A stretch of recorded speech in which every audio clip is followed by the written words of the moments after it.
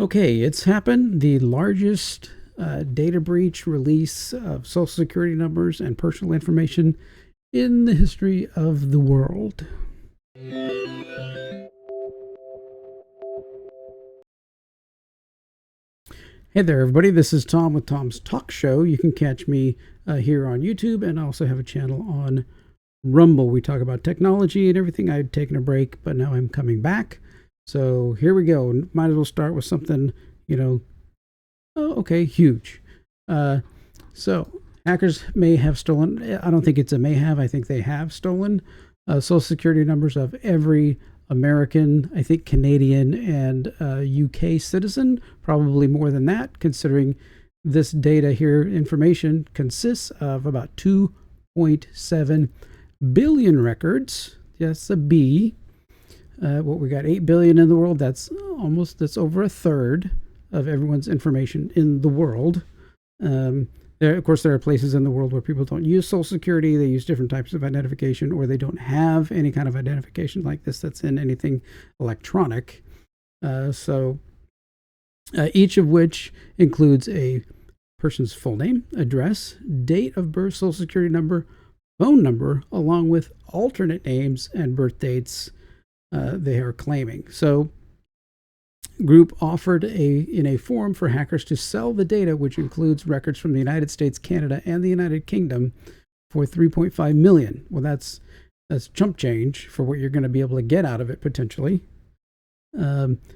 So it should be a 5 alarm. I think. How does this happen? I mean, I guess this was taken from an agency that was gathering and gleaning all of this information and combining it together in order to sell to advertisers and things like that. So it's once again your data being harvested, right? I mean, you have Gmail, but Gmail is not free, right? Your data and information is harvested out of that and then aggregated, and then you get ads and things sold back to you because of what you supposedly are emailing about or like or dislike or click on or whatever that might be. They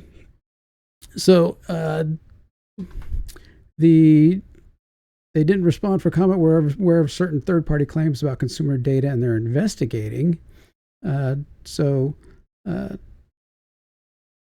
few key pieces appeared to be missing in the hackers' overall. One is email addresses, which may use people to log on to services. Another is driver's license or passport photos, which government agencies rely on to verify identities.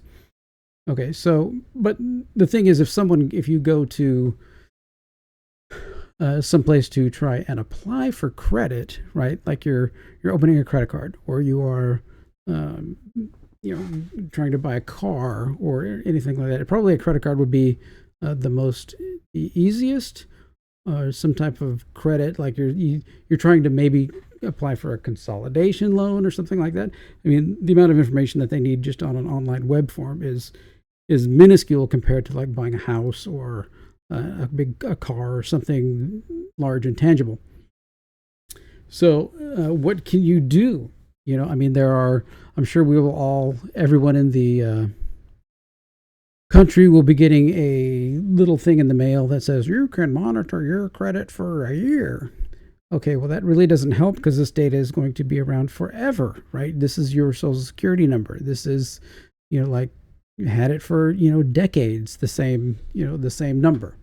So you can go to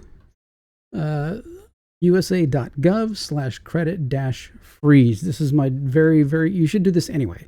Like even before this, you should have already done this, but is to place or lift a security freeze on your credit report. Now, when someone goes to sign up for that loan, they have to pull even a soft pull or soft or hard pull against your credit report so that they can see what type of risk you are, and then then you can get a loan based on that number. So when you place a security freeze, creditors cannot access your credit report.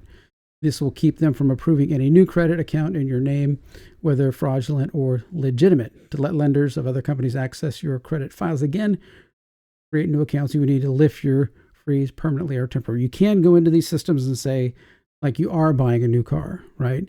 you can go in and say, lift this for 3 days, let them run their credit, and then automatically relock.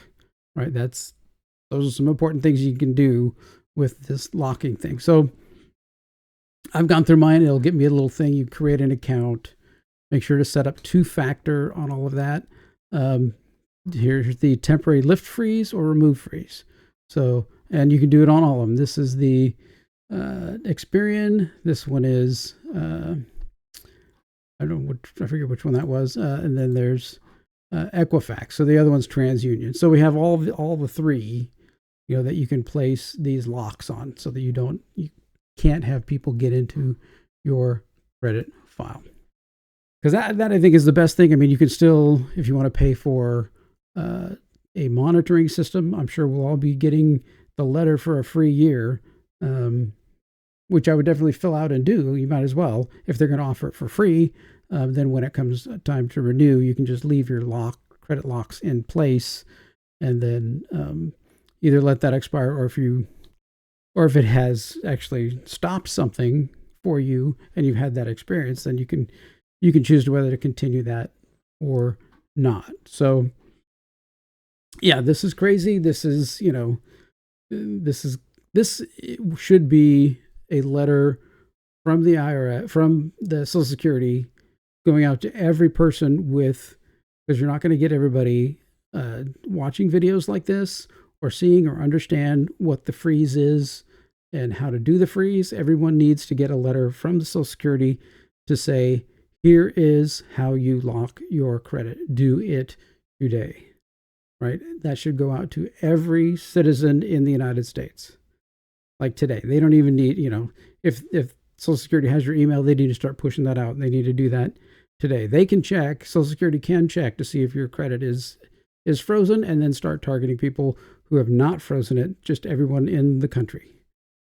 Actually, I would think that even a better step might be for the government to send a letter to everyone and tell them, on such and such a date, your credit will be locked, will be frozen.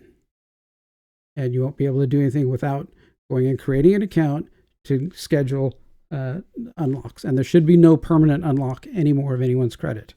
That's common sense about what I would do. No more permanent unlocks, only temporary unlocks that redo in like 3 to 5 days, whatever it is. If you're buying a house, sometimes it might take longer, but you'd have to go in and maybe be able to set it up for 2 weeks or something like that if you're buying a house or something like that. So that's what it is. Go to that link, usa.gov/credit-freeze, and start working on that today and get that. It was by law. It used to cost money, like $10 a freeze, run freeze, or whatever. But by law, they changed that after so many breaches that people wanted to do this. So now it's all free. If it says somewhere that you got to pay for this service or whatever, don't believe it. Go find, there's other links on the page that will let you freeze your credit for free. Make sure you do that. Okay. Well, oh my gosh. Craziness. Thanks everybody for watching, and make sure to get that freeze done, and we'll talk to you later.